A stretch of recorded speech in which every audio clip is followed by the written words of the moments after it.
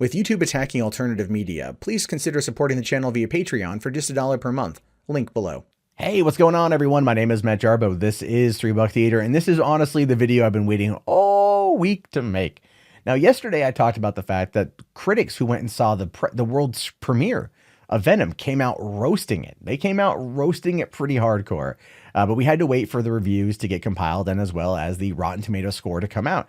Now, as much as I always tend to bemoan the Rotten Tomatoes score, it does give us an interesting look as to what the people who went to go see the movie, the press who saw it at the premiere, have to say about it. Now, that's not everyone, by the way. There are people out there who did like it. Apparently, Grace Randolph saw it and really liked it for what it was. So everything you see here, be sure to take with an absolute grain of salt. But what I'd like to do with this RT recap series is to take a look at what's available, what we see, and analyze it from the perspective of not only a person who loves movies, but just a film goer in general, to see what to expect from the movie. And I don't know what's going to happen here. 31% for Rotten Tomatoes, with an average of 4.3 out of 10, 51 reviews counted, only 16 of them are fresh, and 35 are rotten. And I have a feeling some of those that are fresh, they had to real stretch to find that in regards to who put that out there.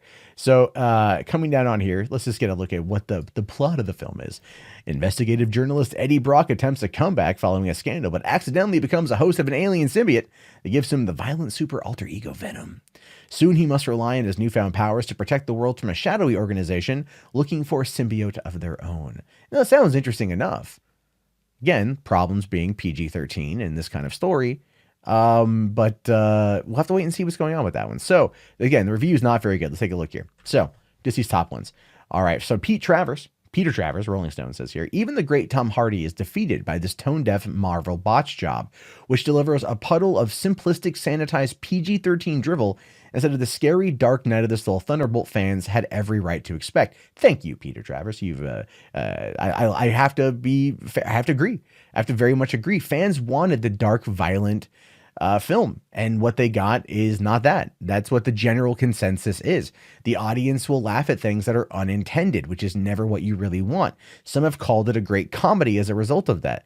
Others have said that it crawled out of a time warp from 2004 before we started getting good comic book movies. Although I would argue, and I have argued, that X-Men United from 2004, Spider-Man 2 from 2004 set the damn bar. You really want to go to 2003 with Daredevil and Ang Lee's The Hulk if you want to go down that particular path. Now, Abraham Reisman here from New York Magazine says he gave it a fresh review, saying the film contains a vast wealth of laughs that emanate from a kind of action comedy slapstick I sincerely didn't know Tom Hardy had in him. Okay, so what that tells me is Tom Hardy was good. The rest, but he gave it a fresh review. See, Joshua Rothkopf here says, why can't the movie make Venom properly dirty? The PG-13 rating seriously hurts. And that is going to be what's held over their heads, right? It is going to be what's held over their heads. And when the inevitable unrated cut hits home video in about 3 to 4 months, people are going to go, why didn't we get this movie in theaters? As we said with Batman v Superman. But it all boils down to the studio executives at Sony who just want to make sure that they can get in the widest audience that they can to get the most amount of money that they can. And by all accounts, it's still going to pull in a fair amount of money this weekend. Now, Jesse Hassinger from AV Club says, with a rotten review, the filmmakers seem faintly aware that not all comic book characters are superheroes, but unsure of what else Venom could actually be. Okay, so she gave it a C. And that tells me that Ruben Fleisher and the people behind the film are unsure of what to do with all the other characters. Like, that's one thing I've read as well, is that the supporting cast didn't really know what to do. Like, when I saw the first story trailer and we saw Jenny Slate in the movie, I thought to myself, why the hell is Jenny Slate here? Like, I just want her to go up to Tom Hardy and go, money, please. Because that's how I see her now. Like, I maybe I'm wrong. I have to watch the movie tomorrow night to find out, but still. Although Kate Walsh here from Tribune News Service gives it a fresh review, saying it's a mess, but wow, is it ever fun, fascinating mess, with a 2.5 out of 4, which is really kind of weird because that feels to me like it would be a C-ish C rating, but they gave it a fresh, whereas the C rating from Jesse over here is a rotten. It just depends, I think, on the tone of the review. Justin Chang from the Los Angeles Times here says Venom feels like pretty weak poison.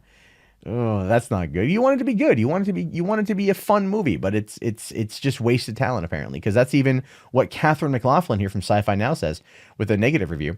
A rotten review, 1 out of 5, by the way. It says Venom mostly wastes its stellar cast with this jarring tonal clash.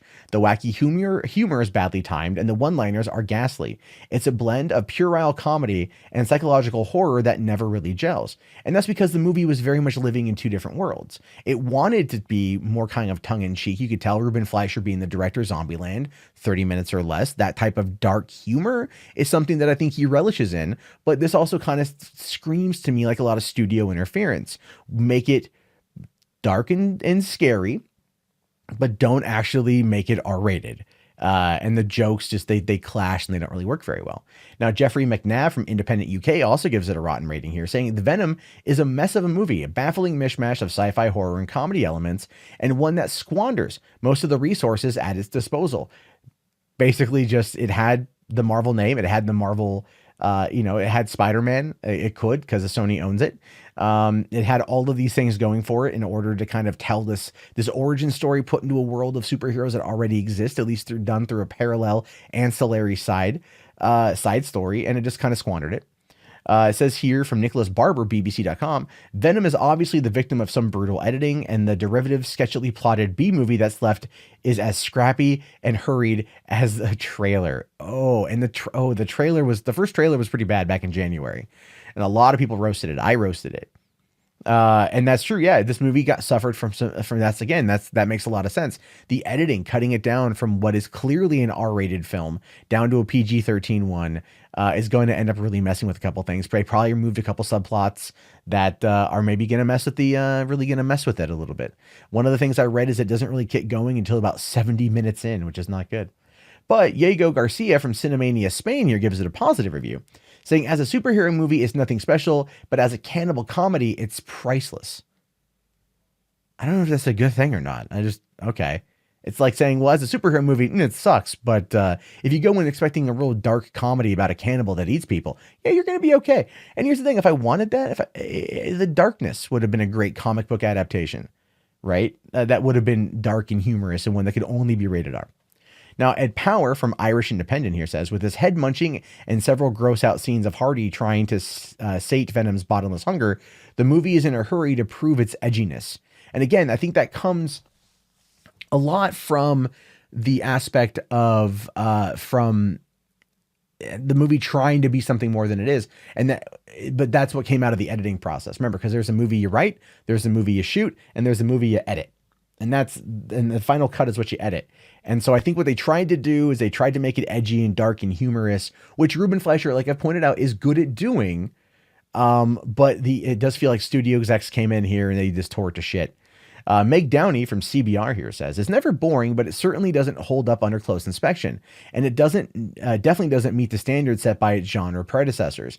And that again is one of the biggest complaints of Venom as a whole, is that it doesn't live up to what we've seen, what we've grown accustomed to seeing. Now, if Venom was a DC property, I think the reviews would be about the same, but they'd be a little bit more, they'd be a little bit kinder in that regard. Cause like, oh yeah, at this point we've kind of grown used to this. We understand that this could be a thing. We understand where things are within this general universe. But this is Marvel we're talking about here. 20th film just came out. Their 20th movie, Ant-Man and the Wasp, is projected to gross more money than the first Ant-Man did in 2015 when that came out. Even though in that movie really nothing happens. It really, as far as the MCU goes, and as much as I love Ant-Man and the Wasp is a wasted film, because there's like nothing that pushes the story further. But that's not the point. The point is Venom. Venom is that same problem. This is meant to be a side film running parallel to the MCU. Even though they said it's not going to be connected, they want it to be connected. It's why it was set in San Francisco, not New York, even though in the comics, yes, for the ones that they were adapting, he does go to Frisco. But Ant-Man is also located in Frisco, and I have not heard about any Ant-Man, whatever. Any kind of cameo appearance, any kind of Easter egg, nothing like that to connect the worlds together, probably because Kevin Feige wouldn't freaking allow it. But this is the problem with Venom is if Amy Pascal was dead set on doing this, which and her and Avi Arad need to get the hell out of like anything Marvel related, just get rid of them. They should have gone to Feige and like ask, hey, can we borrow a producer that you trust on this project? Or like, can you give us your notes and whatever? And I'm pretty sure he would have done it because this will in fact negatively impact the Marvel brand. It will. Not like enough to hurt it financially, but it will be looked at as the first blemish in the MCU because everyone knows what they're attempting to do with it. Everyone knows. And even though they try to hide it, no, bro, it's its own thing. It's its own universe. It's not. Not when you've got Spider-Man that's going to be coming back home after next year's Far From Home. Right? Like, you know that. It's just not going to work. It's stupid. Very, very, very, very dumb. Anyway, Venom is a movie. Venom is a movie that apparently is going to have a good opening weekend, but what happens after is going to be interesting to see. I do look forward to fan responses to it. I'm going to go see it tomorrow night. And let you guys know how I feel about that. Anyway, leave your comments below. If you guys made it this far, be sure to toss a thumbs up on the video, as well as type in rotten in the chat. And I'll talk to you guys later. Have yourself a great day, and peace out.